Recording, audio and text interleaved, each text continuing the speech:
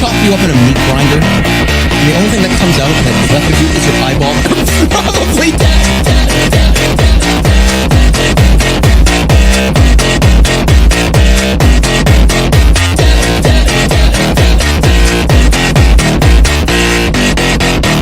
I'm not gonna put you into a meat grinder.